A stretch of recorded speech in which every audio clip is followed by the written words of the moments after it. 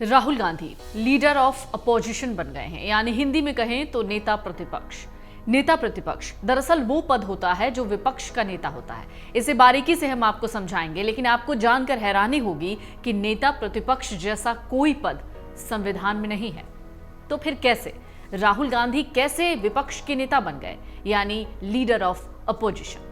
चलिए आज आपको इसी को समझाने की कोशिश करते हैं। तो क्या आप जानते हैं कि नेता प्रतिपक्ष के मायने क्या होते हैं? नेता प्रतिपक्ष विपक्ष का प्रतिनिधित्व तो करता ही है, लेकिन इसके साथ ही उनके क्या अधिकार होते हैं?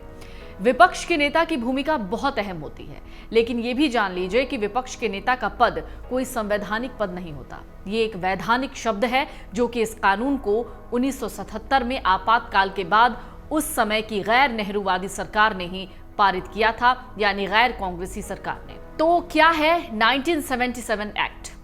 दरअसल इमरजेंसी के बाद संसद अधिनियम 1977 में विपक्ष के नेताओं का वेतन और भत्ते को लेकर एक एक्ट पारित किया गया। इसी अधिनियम में नेता प्रतिपक्ष को लेकर बताया गया कि एक संवैधानिक पद नहीं है, इसे वैधानिक शब्द जरूर कहा जा सकता है। इस एक्ट में अपोजिशन लीडर के वेतन और भत्तों की सुविधा देने के बारे में जानकारी दी गई। इसे नेता विपक्ष का वेतन और भत्ता अधिनियम 1977 के नियम से जाना जाता है। इस अधिनियम में संसद के किसी भी सदन के संबंध में विपक्ष के नेता का अर्थ है राज्यों की परिषद या सदस्यों के सदन की शक्ति, जो कुछ समय के लिए नेता बनाया जाता है। उससे सत्ताधारी सरकार के विपक्ष की पार्टी जिसके पास सबसे ज्यादा सांसदों की संख्या होती है, यानी सबसे ज्यादा संख्या बल होता है, उसे बनाया जाता है।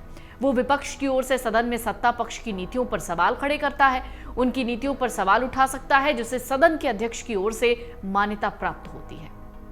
तो भारत के संविधान में नेता विपक्ष जैसी किसी पद की कोई अवधारणा नहीं है, ना ही कोई जिक्र है। मोरारजी देसाई की अगुवाई में पहली गैर कांग्रेसी सरकार बनी तो नेता विपक्ष पद के लिए कानून बना। मोरारजी देसाई की अगुवाई में पहली गैर कांग्रेसी सरकार बनी तो नेता विपक्ष पद के लिए कानून बना।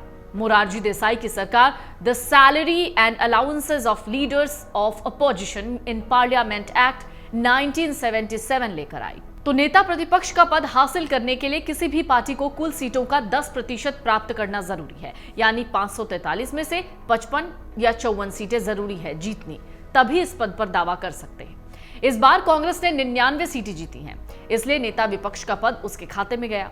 2019 में कांग्रेस को 52 सीटें मिली थी तो 2014 में 44 सीटों पर सिमट गई। तो राहुल गांधी को क्या सुविधाएं मिलेंगी? दरअसल ये बहुत दिलचस्प है। साल 1977 में जो कानून लाया गया उसमें नेता प्रतिपक्ष के वेतन और दूसरी सुविधाओं की व्यवस्था की गई है। कानून में कहा गया है कि नेता विपक्ष को कैबिनेट मंत्री के बराबर सैलरी, भत्ते और सुविधाएं मिलेंगी। कानून के मुताबिक राहुल गांधी को कैबिनेट मंत्री जैसा भारी भरकम बंगला मिलेगा, साथ ही सचिवालय में एक दफ्तर भी। इसके अलावा 3,30,000 महीना वेतन और भत्ता भी।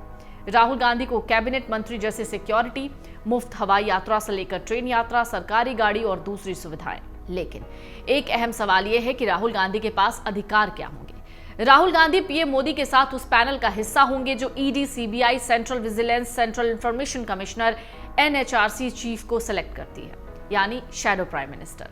दरअसल बाहर यानी विदेशों में नेता प्रतिपक्ष को शैडो प्राइम मिनिस्टर के तौर पर जाना जाता है।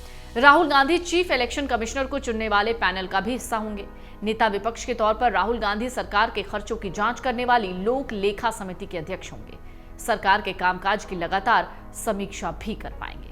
तो आपको समझ में आ गया होगा कि जब संविधान में नेता प्रतिपक्ष का जिक्र नहीं है तो राहुल गांधी या राहुल गांधी से पहले भी कैसे लीडर ऑफ अपोजिशन चुना गया और कैसे ये पद चर्चा में आया, कैसे ये पद पार्लियामेंट में आया। अगर आप ये वीडियो YouTube पर देख रहे हैं तो हमारे चैनल को सब्सक्राइब करें और बेल आइकन को दबाना ना भूलें। अगर आप Facebook पर ये वीडियो देख रहे हैं तो हमारे पेज को लाइक करें।